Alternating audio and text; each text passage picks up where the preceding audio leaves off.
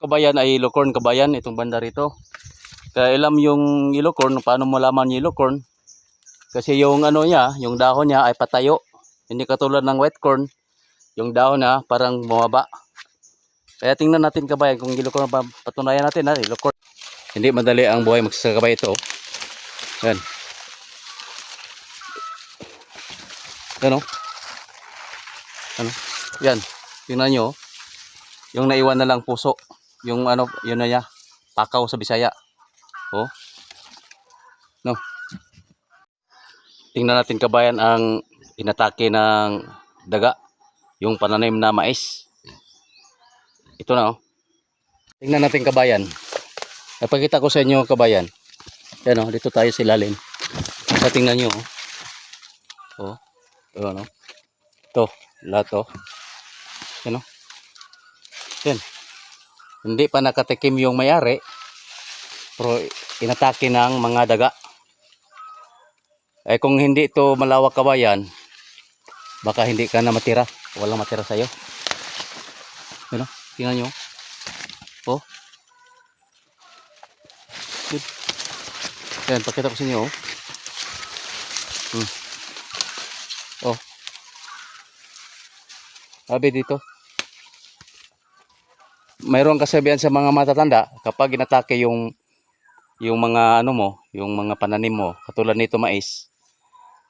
Pag ganito nangyari sa mais mo, ibig sabihin yan, gutom ang daga, gutom din tao.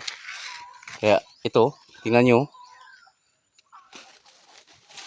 Wala nang naiwan, walang natira. Eh buti na nito ay malawak. Ayun o, bago. Yun o. Yun.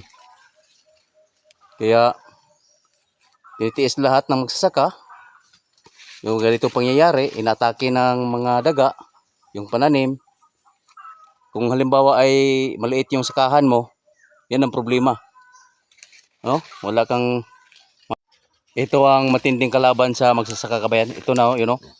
Inatake ng daga, yung mais. No? Kaya matindi dito kabayan. Yun o. Tingnan nyo o. Yun ang mga kalaban sa magsasaka o mag-uuma ba. Kaya once na tina-atake ng daga, ito sa ilalim ay malinis to kabayan. Pero yung mga daga ngayon ay gutom na gutom. Katulad ng tao ay pag gutom, magnakaw. Kaya yung daga, kita nila yung mayroon sa makain. Ito ang ilang kinakain o yun o. Yung piste. Yan ang mga kalaban sa magsasaka kabayan. Pinsala, ikutin natin yung buong maisan kabayan. Kita ko sa inyo kung yung banda rito hindi gaano, wala ganong kinain ng daga. Kasi nilinis ka agad. Yun o. Tingnan yung bunga o. Yung bunga o. Oh.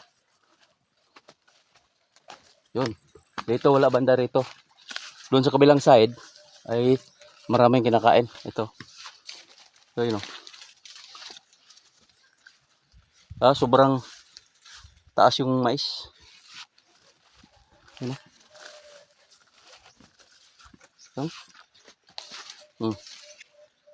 Malaking mga bunga. Puro malalaking bunga.